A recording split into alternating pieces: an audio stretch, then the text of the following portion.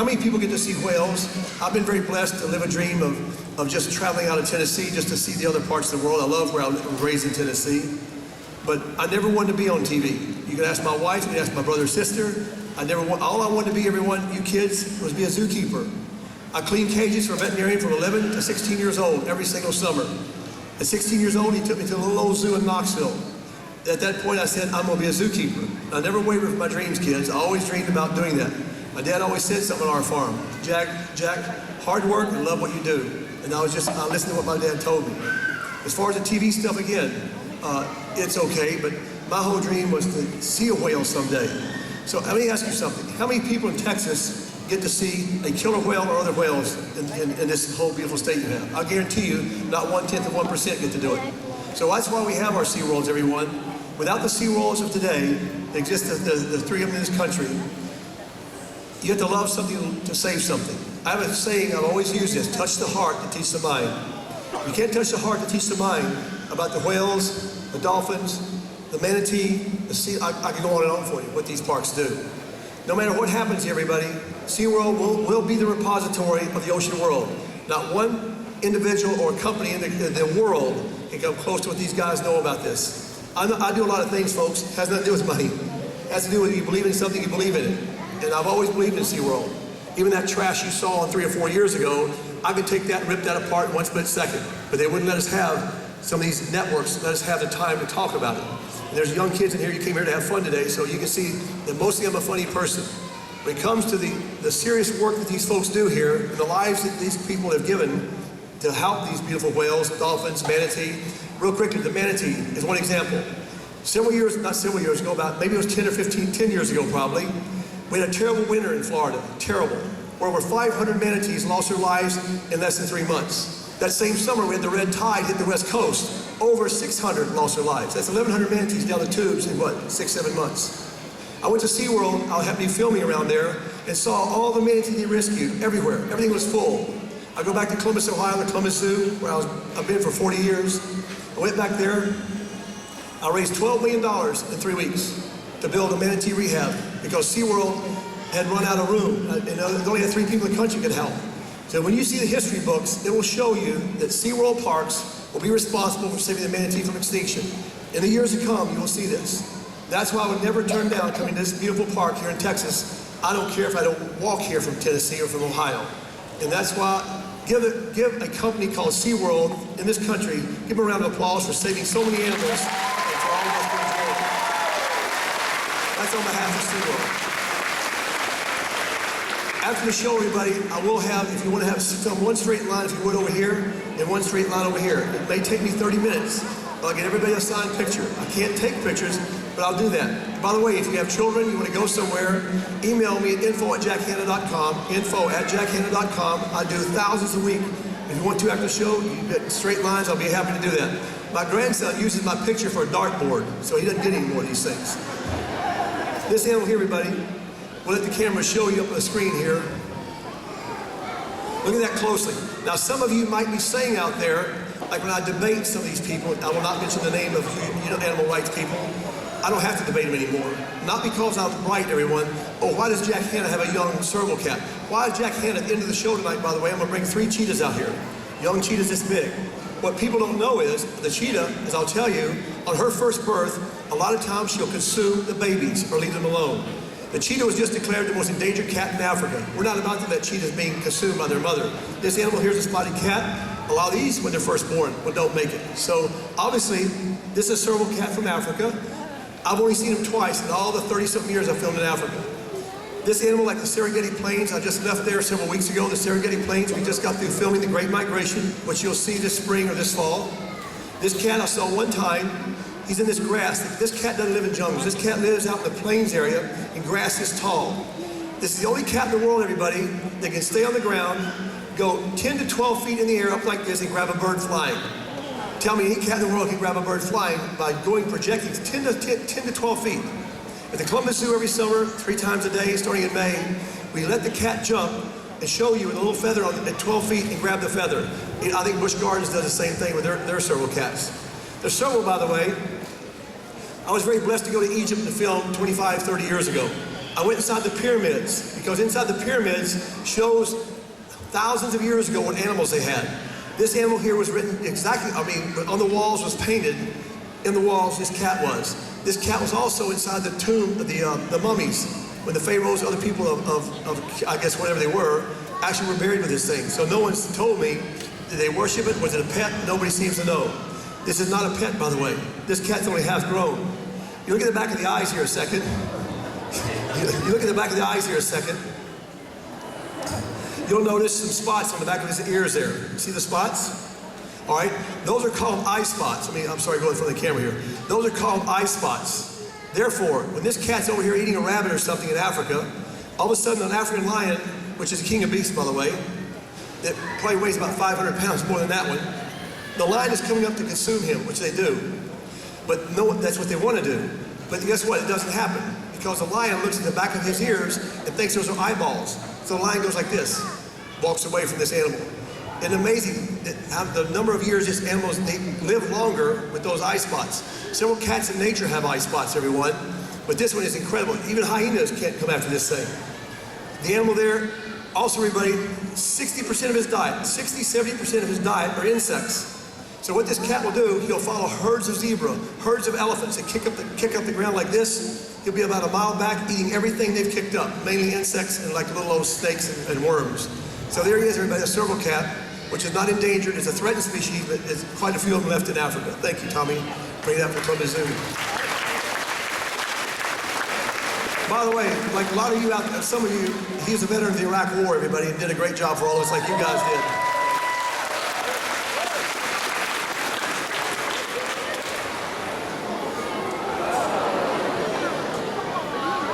This, everybody, is called a lemur.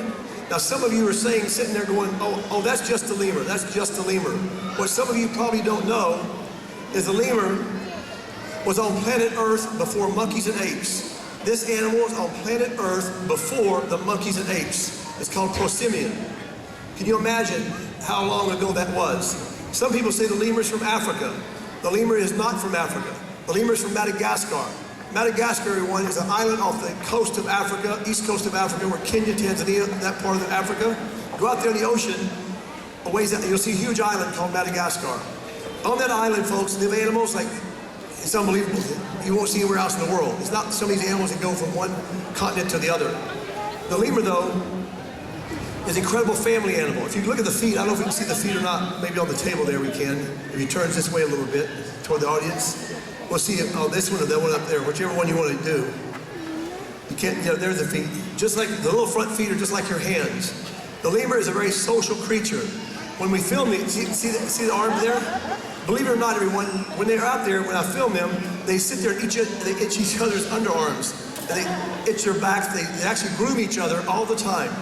They even groom each other with their mouth because they have two little teeth up here they're constantly picking at and grooming the other animal, like it's right there what they're doing. That tail, by the way, you see the tail? I can't show you right now because I don't know these lemurs. I can take that tail right there, she's doing right now. You see this on the desk there. I don't know if they have a camera on the desk or not, but you see there how she's doing that tail? That tail, everybody, is like a feather. That tail has no weight whatsoever. I can go like this and blow it off my hand, even though there's a bone inside the tail. They usually locate each other by the tail, that type of thing.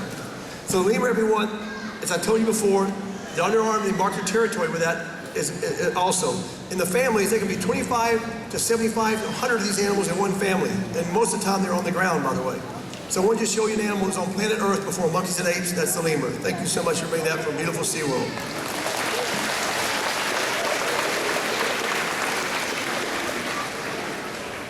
Oh, I forgot about our little camera here. That's tremendous, because when we bring the cheetahs out, you'll see some great things on the little cheetahs that's this big. Now, what's this, kids? It's a penguin. How many of you remember Happy Feet with Robin Williams? Anybody remember that years ago? Well, Robin was a great guy. He really was, a dear man. He called us up and wanted me to bring a penguin for the opening of Happy Feet in Los Angeles. We did that. But this one here, I'm not sure if this one probably is. This is called Trout. Trout thinks, look at this animal. He thinks he's on TV all the time. He's the boss of all the penguins we have. And of course, SeaWorld, you guys have seen the SeaWorld parks. They have the real cold weather penguin, the ones that live in Antarctica. I'm sure you've seen them before. SeaWorld is one of the only people in the world that can show you how the penguins live in Antarctica. If you're ever on a game show, everybody, and you're on a game show and they ask you, how many species of penguin are there? There are about 17 species of penguin. Then they ask you the question, how many live in cold weather? Most people say all of them. Only 5 out of 17 live in cold weather. Only 5 out of 17. The penguins, you see marching penguins, some of you must have seen it in the movie or the show, they can go to 50, 60 below zero. This animal here, like the king and emperor penguins, for example. This animal here is a black-footed penguin from South Africa. This is a warm weather penguin. If it got real cold tonight in the 30s and raining, not to say raining for 2 or 3 days, this penguin would not make it. Even though the penguin has more feathers per square inch than any bird in the world. Even the ones up here, the warm weather ones, the ones in Antarctica, all have this amount of feathers. The ones in Antarctica, though, have more blubber on them. This animal here, being from South Africa, they do lay eggs, and that's what happens. A lot of the eggs are confiscated, so this animal, it has a little tough time. It was on the endangered species list. I think it still is, but pretty soon I think it'll be taken off because they now have cracked down on people taking the eggs and collecting feathers from the penguin. No one ever, I say no one ever, some people back in the 1800s, the sailors on Antarctica, when they get down there from England on their sailboats, I guess it was, can't remember, it was Shackleton, whoever it was, some of his men were trapped there. They tried to eat the penguin. Some people say, not some people, every article says they got very ill. Some says even some men died. Since then, no one's ever tried to touch the penguin as far as food source. The animals are very, when you go to Antarctica, like for example, if I'm down there and I'm on icebergs this big, which I've been on, some icebergs are as big as states, but if you're on one like this, there might be 5,000 penguins on it. And all you do is stand there, you're not allowed to touch them, and I'll bet you 5,000 penguins have been around me at one time. They have no fear of man. This animal is black and white for camouflage. They're also, they breed for life. These animals do, like the bald eagle, same thing. You also have penguins, the Magellanic penguins dig holes like a groundhog and go down there and lay their eggs. Some in Antarctica, they lay their eggs on top of little rocks. So the penguin's a unique creature, everybody, and this is Trout. So Trout, he's funny. Say goodbye to everybody, Trout. For Columbus Zoo, you also have penguins here in this beautiful park. Bye-bye. This penguin will follow us everywhere we go. And when we go to a hotel and check in, we don't get kicked out.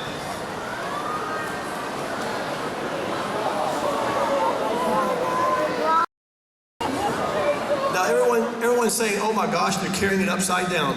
Folks, if you know anything about the sloth, this last 3 years when I do my speeches, I don't know what it is. People would rather see a sloth than a lion. It's amazing. I don't know if it's the movies or what it is. The sloth, though, everyone, lives 95% of his life upside down. 95% plus. A lot of researchers, even some doctors, have tried to figure out how an animal can live 95% of his life like this, upside down, the head down here. So if you come home from work and you tell your wife or vice versa that your life is upside down, think of the sloth. His life is upside down. They actually breed upside down, born upside down, eat upside down. This is really upside down, what he's doing right now. That's a two-toed sloth because on top foot there, on the front foot next to his head, the animal has 2 toes. The 3-toed sloth, the only other sloth in the world that I filmed in Panama, is a little bit bigger but has a real white, kind of a whitish face, and also is more of a pointed nose, that type of thing, is a little bit bigger than this one. And you look at the animal, you think that this animal is real big, but mainly, everybody, it's mostly hair. The animal is mostly hair. So he does live his whole life in trees, so why would that animal, being one of the slowest mammals in the world, be hard for me to film? For example, if that thing right there, if that was a tree, and there's a sloth hanging right there, and having been filming these animals in Central South America for many years, I still can't have a hard time finding them. If you have a guide, he can find it, because this animal doesn't look like that. This animal's covered in algae. I don't mean some green, beautiful algae. I'm talking about a greenish, brownish, gookiest stuff you've ever seen. And the uglier he is, and the more algae he has on it, the longer he's going to live. So you couldn't even tell. If you're sitting here like this, looking at a tree, oh, that'd be blob of moss. You won't even think that's an animal up there. And it almost looks, if you didn't know it's an animal, you'd think the animal's been gone for like weeks. That's how bad it is. Even some predators, like jaguars or something, they look up there and go, that thing's been gone for years. So they walk on. So the uglier he looks, the longer he can survive. The animal comes down on the ground 1 day a week for one reason, to go to the bathroom. Now, why would this animal go to the bathroom in the treetops? Because if he did go to the bathroom in the treetops, the droppings would fall to the ground, the jaguar, the ocelot, the harpy eagle, other animals would hear it, and they go up and eat the animal. So he comes down the tree during the nighttime, goes to the bathroom real quick, and goes back up in his tree. The sloth is also a prehistoric animal. The sloth during the dinosaur era weighed over 1,000 pounds. An animal just like that, looks like that, weighed 1,000 pounds. But I would like to know how big the tree was, because I can't imagine a 1,000-pound animal walking around in the trees all day. So I want you to see this. Some people say, well, it looks like a nice pet. I might have thought the same thing, but I have to be very careful, everyone, by saying that statement, because it does look like a nice animal. Until 4 years ago, when I was in Orlando, Florida, with a lady who had raised a lot of sloths, helping sloths. A lot of sloths are hit by cars in Central and South America. But this lady helps raise ones that are orphaned or raise ones that are confiscated but trying to bring in our country legally. She raised them for years. All of a sudden, I'm talking to her in Orlando, and this guy's has animals. I'm talking to her with 3 other people, just standing here talking. She's right here. I'm talking to this lady over here. All of a sudden, this woman with the sloth goes, blow, hits the ground. I look over there, and this part of this big chunk of her arm is gone. The sloth went like that in 1 split second. So what happens, everyone, that is the last means of defense for the sloth. But if a jaguar, you know the jaguar, how big it is? Has the greatest crushing power of any animal in the world. The jaguar would win the battle with this, but however, the jaguar would have big chunks of meat out of it, because this animal is like lightning when something happens with it. So I just want you to see what this animal looks like, everybody, because it is a unique animal, it really is. Thank you so much for bringing that from us.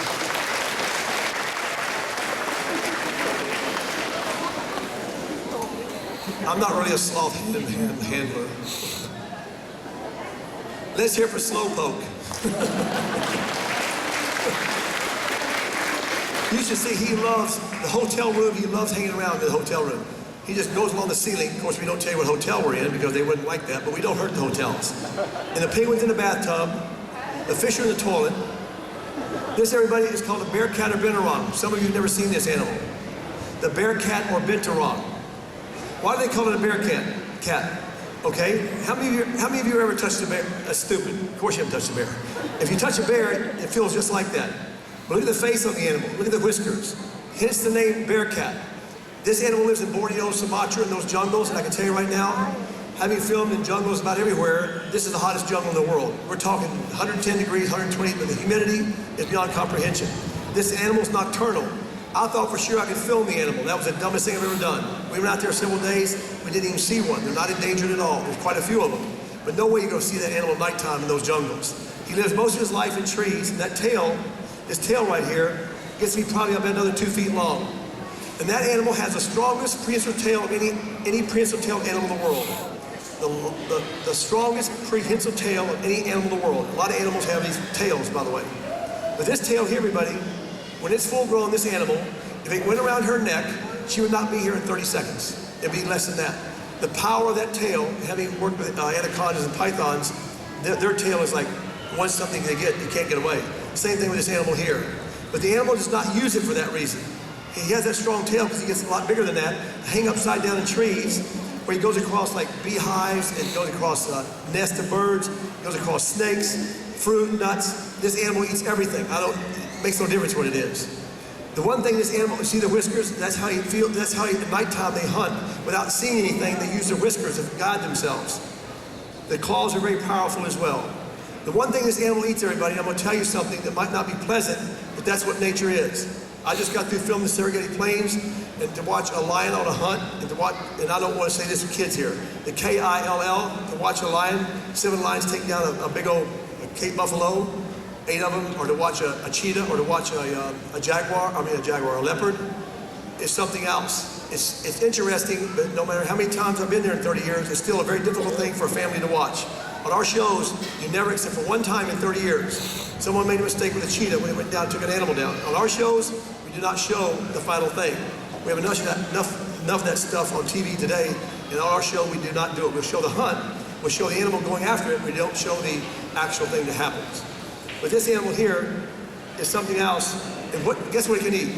It can eat a king cobra. Now, to you may not mean anything. One drop of venom from a king cobra, one drop can kill an elephant. An elephant can weigh 17 to 20,000 pounds. That's how big an elephant is. How does one drop kill an elephant? How could this animal here attempt to even bring down a king cobra? Here's what happens. Again, this is nature. I'm going to tell you some stories real quickly after this one about what nature does. This animal here, we'll see a king cobra on the ground right here. The king cobra, the biggest one I ever filmed was like 14, 15 feet. When they stand up 6 feet tall, and they go by motion like this. They follow motion, the cobras do. They don't hunt with their tongues necessarily. So all of a sudden, this animal sees a king cobra. They'll come down on the ground and start walking around the cobra, like way out there like this. The cobra goes like this, trying to bite him. Well, he keeps walking around the cobra. Then all of a sudden, this thing here starts running around the cobra real fast. And the cobra's going like this with his head, like this. All of a sudden, this is terrible. All of a sudden, the cobra gets so dizzy, he goes plow. He falls over, and then he goes and bites the cobra's head off. I mean, it's not funny, but it's terrible for the cobra. But that's nature. How would this animal know to do that? It's amazing. So anyway, there he is, everyone, the big Toronto Bearcat. Thank you for coming here.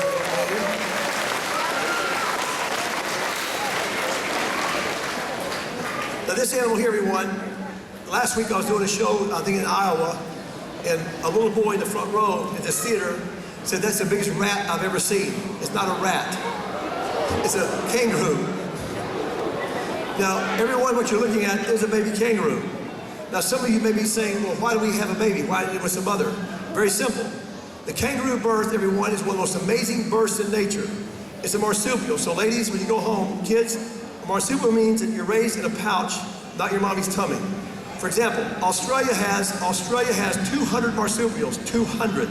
The koala, the wombat, this animal here, I could go on and on. Our marsupials means they're raised in a pouch. Therefore, by the way, they have 200 marsupials. What do we have in our country, by the way? The possum. That's the only one we have. They have 200 different types of marsupials. Anyway, this is a young red kangaroo, everybody. When the kangaroo is born, everyone, kids, look at your fingernail, just any fingernail you want to. Go home, parents, and let your kids look at a jelly bean. That's how big the kangaroo is at birth, a jelly bean. So you talk about nature like this other animal I had out here, think about this. Think about a little thing like it's coming out of the birth canal, the size of a jelly bean, with basically no face, no nose, hardly anything. It almost looks like a kangaroo, but you wouldn't know that.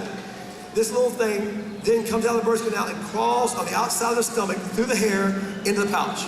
Tell me how something that big knows to come out of the birth canal and go up there. So what happens is, the kangaroo's hopping, that little thing is gone in a split second. If it happens in the zoo world, if we know that the kangaroo's in the pouch, and it's at least a 3-month-old one with some eyes forming and ears forming, or that kind of thing, we can usually save it. But it's the hardest work we do of saving an animal in the world. The ones in the wild, they disappear in a split second. So that happens, by the way, when the kangaroo has 3 different stages of life, everybody, in one day. 3 stages of life. The one that lives 6 months in the pouch, leaves the pouch. That same day, she has a little jelly bean being born, coming up in the pouch, and she can breed the same day. 3 stages of life. But the kangaroo have delayed implantation. What's that mean? A woman is 9 months, an elephant's 23 months, or whatever, a horse. All of them you know about when they're going to be born. With the kangaroo, you don't know. Delayed implantation means it could be 10 days, it might be 3 months. You don't know. So 3 stages of life in one day the kangaroo has. And the foot there, if you see the back foot there, you'll see on the back foot a little claw. Right there it is. A little teeny claw is developing right there. That is the only means that the kangaroo has. For example, and by the way, this happened several years ago in Australia. No one in history has ever been lost their life to a kangaroo. No one in history. Until 4 or 5 years ago, these 2 guys come home from a party, pretty big guys, they said, we're going to corner a kangaroo. So they had a farm, they go and corner the kangaroo, and guess what? The kangaroo stood back like this in the corner, he kicks out like that, quicker than you can blink your eye, that guy is no longer here. That's what happened 4 or 5 years ago. The only one in the history of the world that we know of that had been loss of life to a kangaroo. At the Columbus Zoo, I think also at Busch Gardens, you have a walkabout. People can come to our park, walk in with the kangaroos, and they just hop all around you. The animal can go 30 feet at a time, 40 miles an hour, and they wouldn't do that to anybody, by the way, because you can't get near the kangaroos out there. So what do you call, everyone, a flock of geese, a herd of cattle? What would you call 400 kangaroos? Which you see them in the plains, it's gorgeous. What would you call 400 kangaroos? A mob. It's called a mob, not a flock of geese. So thank you so much, Tony, for bringing out this beautiful animal. Even the koala is a marsupial, and that animal will just rip your head off if they get upset. You know, SeaWorld's nice enough for me. This is from SeaWorld. Now you talk about what does SeaWorld do. A lot of you are finding out more and more and more what these folks do. This is our national bird, the American bald eagle. What you're seeing now, everybody, not many people are going to see this. When the bald eagle's first hatched, everyone, the size of your fist, the cutest little fur ball you've ever seen. In less than 3 months, that animal will be this big. I mean, they grow like crazy, the bald eagles. The white-headed tail, the white-headed tail, a lot of you guys know, does not come about till 4 to 5, 6 years old. Head and tail develops. You can see it right now. You don't get to see this very often. This animal's head will now be totally white and tail, probably I'll bet you in 6 months to a year. So this animal has to be 4 to 6 years old, 4 years old right now.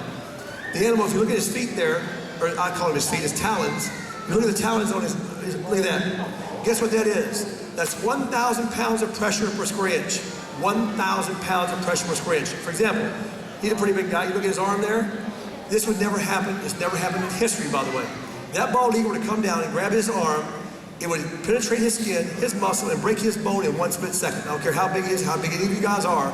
It's beyond anything you've ever felt. He does wear this glove because they've helped rehab this animal.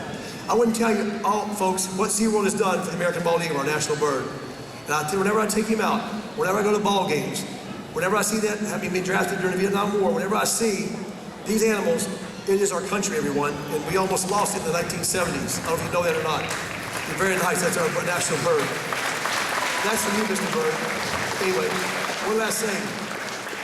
That's for the bird. We all know what happened in the 1970s. In the early 70s, this animal was that far from being gone forever, that close. And I know that because I've been in this business since 1969. I'm not an expert in anything. I just know what happened, and I know how much I love the bald eagle. So now they're coming back very well, and you can thank again the SeaWorld and Busch Gardens Park for their conservation foundation they have of saving, I wouldn't tell you how many animals that were hit by lightning, hit by cars, also a lot of storms caused their deaths. So I just want to thank SeaWorld for doing that for all of us today, bringing out our national bird. Thank you so much. Now this next animal, everyone, if you would stay still, if you have to go to the bathroom, you have to go to the bathroom at 75 miles an hour, and that's good, because you'll make it. But no, these are young cheetahs, everybody, and this is the first show they've been to. By the way, you're going to say, why do we have the baby cheetahs here? Why? Because as I just told you, on the first birth, 80 to 90% of the time, she'll consume her babies. The cheetah was just declared 2 summers ago the most endangered cat in Africa. It was the leopard, but now the cheetah is declared the most endangered cat. So we're not going to sit back and watch a mother consume her babies when the animal's in danger. So you are the second audience, the one was this morning, to see these animals. So what we're doing is, what are we doing? We're doing very simple. I think I told you when I walked out here, and by the way, the Busch Gardens Park in Tampa, along with us, we have one of the best breeding cheating programs in the world. Now, some of the cheetahs, you mark my word in this, everyone, within the next 10 years, you will see that Columbus Zoo has one of the largest collections of cheetahs in the world, same as Busch Gardens. We will definitely be taking the cheetah back into parts of Africa, and they will survive. Even though the media, about 2 years ago, it said cheetah is put on endangered species list, cheetah will go into extinction. That's how some of our media runs today, putting out stuff that you keep quiet on. And why is that terrible? Because these young people out here, if you're saying, oh, it's going to go extinct, they're probably going to help it. We have no reason to help it. That's a total lie, everybody. Yes, the cheetah has some problems in certain areas of Africa. Susie Rapp out here, the one out here at this end of the table, has been at the zoo for 39 years. She actually, folks, she actually is a person, if you know much about her, they call from all over the world about the cheetah. It's not just America. And so she's raised cheetahs that were being consumed by snakes, ribs broken, legs broken. They were taken to Ohio State, the vet school, and now they're normal. We've also done some things with cheetahs that look like they're not even going to live 2 weeks when people don't at other places. We've gone there, she'll go ahead, those animals will survive. The cheetah, by the way, is a solitary. See once they see themselves on the screen. They see this? Never seen that before. So the mother cheetah has 4 babies. I guarantee you, one of them probably won't make it at all. So this mother had 3 babies. Now look at the face. Look at the face of the cheetah. See the black marks underneath the eyes there? You see the dark marks? Some of you can see it, right? Right? See the light right there, what I'm doing? What does a baseball player, football player do? They put chalk, dog chalk on their eyes, don't they? Isn't it amazing Mother Nature did this for this animal? And we think we might have invented that. We didn't invent it. It was invented thousands of years ago because the cheetah hunts in direct sunlight. It's one of the only cats in the world, everybody. The only cat in the world with 110 degrees outside. This cat is very weak, everyone. The cat gets to be about the size of a greyhound, not very big, and very thin like a greyhound. So let's say I'm on an airplane like I used to be back in the 1980s when they dropped me off and they say, okay, Jack, we'll see you and your film crew in 2 weeks. There were no cell phones yet, there was no communication. We had to sign these papers. If something happens to you, too bad something happens to you. Don't let anything happen to you out here. Today is not the same because you have the cell phones and stuff. But if a plane went down, I'm the only one to walk out of it, and there's about 5 cheetahs sitting right there, I'll walk right by them. There's no problem. If there's one lion sitting right there, say goodbye to Jack Hanna forever. So that's how the animal is very different than most cats. The cat, again, is a very weak cat from the standpoint of power. But think about this, everyone. The cheetah can go from 0 to 50 miles an hour in less than 4 seconds. It's like a bullet going off like this. And you, by the way, when you go home today, if you're around the interstate and you can go 65 miles an hour, I do this with my grandkids. Obviously, the windows are shut. I tell them, look out the window at 65 miles an hour, think of a cheetah passing you at 70. We clocked them at 70 miles an hour, and it's beyond anything you ever want to witness because it's unbelievable. So when the cheetah does go down to make a hit, by the way, 60 to 70% of the time, the animal will get away from her. If she takes down an impala or a small antelope or something, she'll hit it. All of a sudden, she has to grab here. If that doesn't work, the animal gets away, she has to rest about a day. She has to rest a day or two to get that energy back. If she tries again and doesn't do it, the cubs are not going to survive. And neither will she if she misses again. So the animal, again, is also, by the Maasai people and certain ranchers over in Africa, thanks to Susie Rapp and some people we know she knows throughout this country, throughout the world, we now are supplying to some of the Anatolian Shepherd. And you may have one of these Anatolian Shepherd dogs. They're a beautiful dog, but they also can be very aggressive. So now we're taking this, and I say aggressive, depending on how they're trained. So we now send these animals, help them in Africa, to take these animals and keep the cheetahs away from their goat, cows, and animals like that, because they have to survive. You can't blame them. So we're working with that right now. The tail, by the way, you can't see it right now really. The tail when the cheetah's grown is totally flat. Even though it looks circular to you, it's as flat as a piece of paper. So when this cat goes 65 miles an hour, and let's say the antelope goes like, or the little impala goes like this, a car has to go like this. The cheetah, everyone, at 60 miles an hour to 70 can go like that, right in midair, and they leave the ground. When we even watched this at our zoo, we never caught it. It happened so fast, and you never see the cheetah's body goes off the ground. And then, of course, that's how he makes his turns. So one last thing, the cheetah, everyone, the Egyptians, when I went inside those pyramids years ago, the Egyptians actually taught this animal how to hunt. For example, their guns were, 2,000, 4,000 years ago, didn't have guns running around anywhere. So the Egyptians would take this animal and they would teach it how to hunt another animal. When the cheetah took the animal down, they'd run up and take the animal from the cheetah, and that was their food. Then amazing how the cheetah became a hunting tool for the Egyptians. So So right now, we'll wait till they go back here and I'll let you say the clap for them. Right now, let's get the cheetahs back there. I'd like to thank not just SeaWorld and Columbus Zoo for helping me with they had their animals, we had our animals, and we all worked together, everybody. So round of applause, if you would, for Susie Rapp and all the people there. Anyway, everyone, I just, in all seriousness, I love coming to Texas. It reminds me so much of Tennessee where I live, and I will start signing autographs. God bless you all, because you now, folks, are the #1 park in the world when it comes to saving our beautiful sea life. Thanks so much. I'll be right back out here. I'm glad we're over here. Thank you very much.